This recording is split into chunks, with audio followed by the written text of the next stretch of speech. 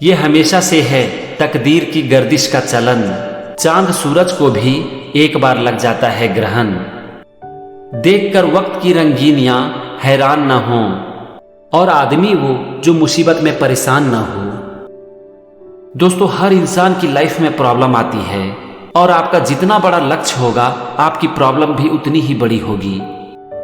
हमारी लाइफ में हर वक्त बहुत कुछ अच्छा हो रहा होता है, लेकिन जैसे ही हमारी लाइफ में एक ऐसी चीज हो जाती है जो कि हम नहीं चाहते हैं, तो उस समय हमारा ध्यान हर चीज से हटकर उस एक चीज के ऊपर चला जाता है, और फिर हम अपना रोना रोने लगते हैं।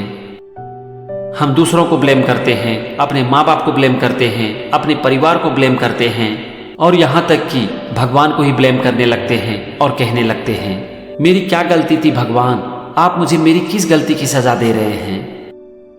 लेकिन जब हमारे साथ कुछ अच्छा हो रहा होता है तब तो हम किसी को याद नहीं करते हैं, यहाँ तक कि हम भगवान को भी भूल जाते हैं। हम जिंदगी में हमेशा खुश रहना चाहते हैं, लेकिन ऐसे कितने लोग हैं जो कि हमेशा खुश रह पाते हैं? बहुत कम। पता है क्यों? क्योंकि ज्यादातर लोग ना खुशियों को बड़ी बड़ी चीजों में ढूंढते हैं। बड़ी अचीवमेंट, बड़ा जॉब, बड़ा प्रमोशन, पैसा, बंगला, गाड़ी, इन सब चीजों में हम खुशी को ढूंढते हैं। लेकिन इन सब चीजों से हमें एक टेम्पोररी प्लेजर मिलती है, खुशी नहीं मिलती। खुशी हमें मिलती है छोटी छोटी चीजों में, एक स्माइल में, एक मुस्कान में। लेकिन मुस्कुराने के लिए भी हमें कोई ना कोई वजह चाहिए। कभी ऐसा होता है कि हम यूं ही मुस्कुरा देते हैं? ऐसा बहुत कम होता है। हाँ, बच्चे मुस्कुराते हैं बिना किसी वजह की। आपको पता है कि दिन भर में एक एडल्ट कितनी बार मुस्कुराता है? ऑन एन एवरेज एक एडल्ट दिन भर में 15 बार मुस्कुराता है, जबकि एक बच्चा दिन भर में 300 बार मुस्कुराता है। क्योंकि बच्चे को मुस्कुराने के लिए कोई वजह नहीं चाहिए। आप छोटे से बच्चे को एक बार देखो, वो मुस्कुरा देगा, और यही कारण है कि एक बच्चा हमेशा मस्त रहता है। दोस्तों, हमारी जो ये लाइफ है ना, ये बैलेंस से चलती है। कभी हमारे साथ अच्छा होता है तो कभी खराब, कभी बहुत अच्छा होता है तो कभी बहुत खराब, और ये सबके साथ होता है, चाहे वो अमीर हो या फिर गरीब, बच्चा हो, बूढ़ा हो, इंडिया में रहता हो, अमेरिका में, न्यूजीलैंड में या फिर ऑस्ट्रेलिया में। ये हर इंसान के साथ होता है।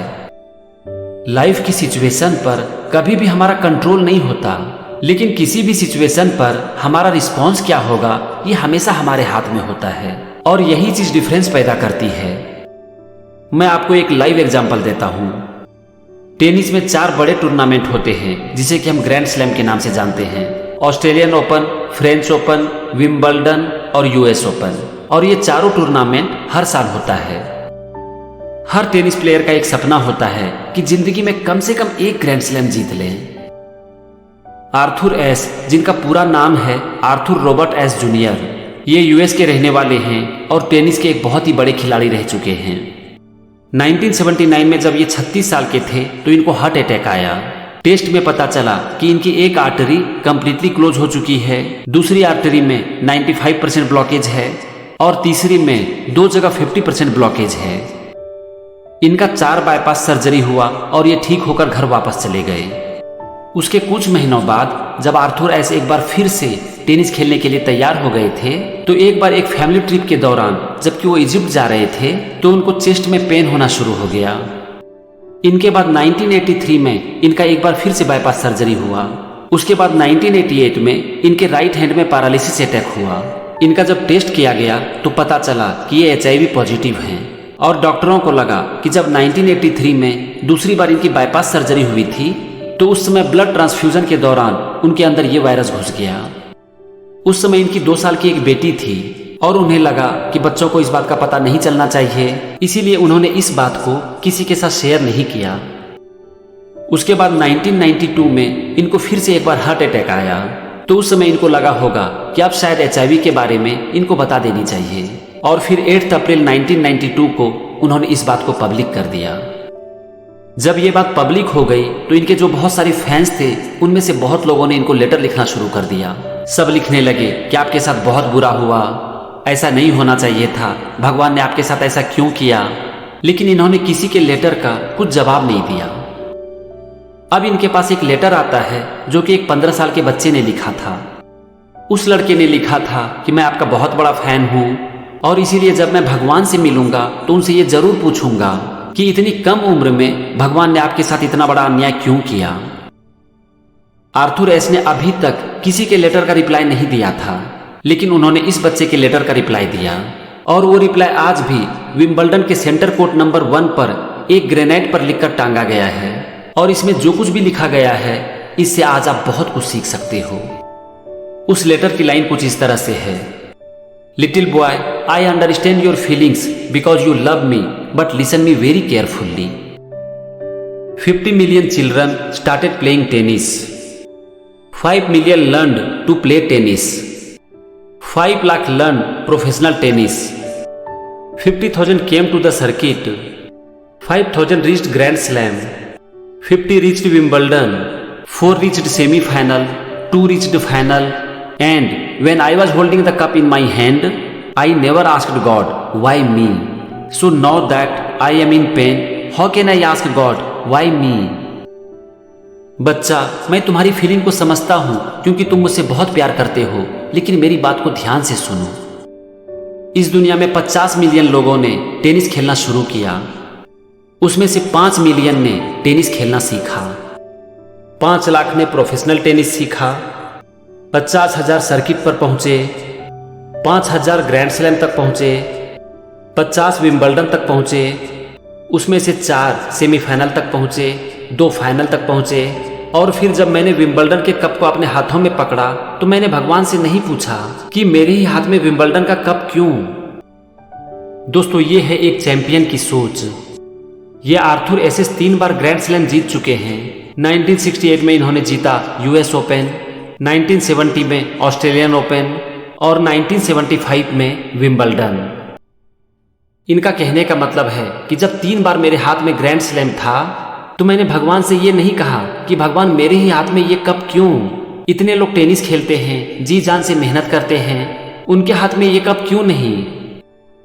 और जब मैं भगवान से ये नहीं कह सकता हूं कि मेरे ही हाथ में ये कप क्यों, तो मुझे भगवान से ये भी पूछने का अधिकार नहीं है कि भगवान आपने मुझे ही ये बीमारी क्यों दी। आज जो भी इंसान जिंदगी में सफल हुए हैं, जो कि एक अच्छी जिंदगी जी रहे हैं, पता है उनकी एक बहुत बड़ी क्वालिटी क्या होती है? उनकी एक बहुत बड़ी क्वालिटी ये होती है कि वो अपने माइंड को प्रॉब्लम से स्विच ऑफ कर देते हैं। इनसे मिलिए, ये है निक वुजिसिस। ये ऑस्ट्रेलिया के रहने वाले हैं और जन्म से ही ना तो इनके पास हाथ है और ना ही पैर, और आज ये बहुत सारी कंट्री में मोटिवेशनल लेक्चर देते हैं। जब इनसे इनके प्रॉब्लम के बारे में पूछा गया तो ये कहते हैं कि हर इंसान की लाइफ में प्रॉब्लम है, बस फर्क इतना है कि मेरा पेन लोगों को दिखता है लेकिन दूसरों का दिखता नहीं है। ये कहते हैं कि जब मेरी लाइफ में कोई प्रॉब्लम आती है तो मुझे उसमें अपॉर्चुनिटी दिखाई पड़ती है। आप इस वीडियो क्लिप को देखो। We're all going through something, just my pain is a bit more visible than yours or somebody else. Now life I see as an opportunity. This circumstance, there's got to be something good. दोस्तों, जरा सोच कर देखो कि एक आदमी के पास ना तो हाथ है और ना ही पैर, लेकिन बावजूद इसके वो एक नॉर्मल जिंदगी जी रहे हैं। ये सब कैसे पॉसिबल हो पाता है? इसका सिर्फ एक ही कारण है कि इन्होंने अपने माइंड को प्रॉब्लम से स्विच ऑफ कर दिया है। ये समझ चुके हैं कि प्रॉब्लम लाइफ का एक पार्ट है, प्रॉब्लम तो आएंगी ही, और इसीलिए इन्हें हर प्रॉब्लम में अवसर दिखाई पड़ती है।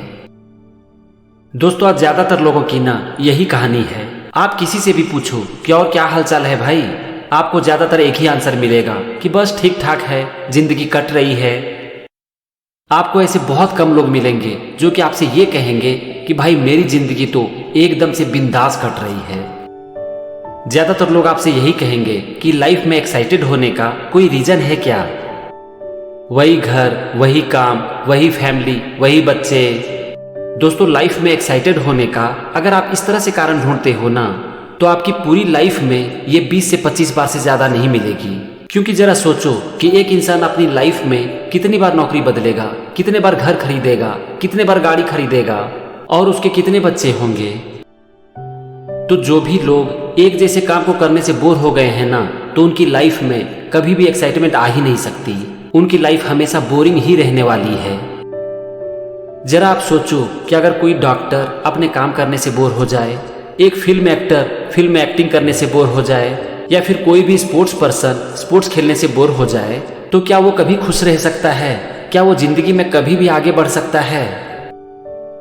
तो अगर आप जिंदगी में हमेशा खुश रहना चाहते हो ना, तो रीजन को छोड़ो और अपने आसपास देखो। आपको खुश रहने के हजारों कारण मिल जाएंगे और इस दुनिया में आपको मिरेकल नजर आने लगेगा। जिंदगी में बड़ी बड़ी खुशियों के मौके बहुत कम होते हैं, लेकिन छोटी छोटी खुशियों के मौके तो हजार होते हैं। बस हमें जरूरत है उसे अपने माइंड की नज़र से देखने की, ताकि बड़ी बड़ी खुशियों के इंतजार में हमारे हाथ में जो छोटे छोटे खुशियों के मौके आते हैं ना, वो हमारे हाथ से ना निकल जाए। बात करते करते मुझे इसके ऊपर एक कहानी याद आ गई। एक बार अंधेरे को लगा कि सूरज के कारण उसका अस्तित्व खतरे में है और वो भगवान के पास पहुंच गया सूरज की शिकायत लेकर। अंधेरे ने भगवान से कहा कि भगवान, इस सूरज ने मेरी जिंदगी बर्बाद कर दी है और इसके कारण मेरा अस्तित्व हमेशा खतरे में रहता है। तो यह सुनकर भगवान ने सूरज को अपने पास बुलाया और सूरज से कहा कि अंधेरे ने तुम्हारी शिकायत की है। तो इस पर सूरज बोले कि भगवान, मैं अंधेरे से मिलना चाहता हूँ, आप प्लीज उनको बुलाइए, क्योंकि जहां तक मुझे याद है मैंने आज तक किसी का नुकसान नहीं किया है। मुझे तो ये भी पता नहीं है कि ये अंधेरा है कौन और मेरी वजह से उसका अस्तित्व खतरे में क्यों है। भगवान, आप प्लीज अंधेरे को मेरे सामने बुलाइए। अगर मेरी गलती है तो मैं आपके सामने ही उनसे माफी मांगूंगा। कहते हैं कि इसके बाद भगवान और सूरज ने सदियों तक अंधेरे का इंतजार किया, लेकिन अंधेरा कभी भी उनके सामने नहीं आया। दोस्तों, अंधेरा मतलब क्या? जहां कोई रोशनी नहीं है। इसी तरह हमारी लाइफ के जितने भी प्रॉब्लम होते हैं ना, उसका एक ही मतलब है कि उस समय हमारी लाइफ में कोई एक्साइटमेंट नहीं होता है। अगर आपकी लाइफ में एक्साइटमेंट हो, आइडियाज हो, आप ये देखने की कोशिश करो कि अभी आपकी लाइफ में क्या अच्छा हो रहा है, तो आपको प्रॉब्लम दिखना ही बंद हो जाएगा और फिर आपको लाइफ की हर प्रॉब्लम में अपॉर्चुनिटी नजर आने लगेगी। तो फ्रेंड्स, आज की वीडियो में बस इतना ही। मिलते हैं फिर से किसी नए टॉपिक के साथ। तब तक अपना ख्याल रखो और लाइफ की हर प्रॉब्लम में अवसर को ढूंढो। Thank you and wish you all the success.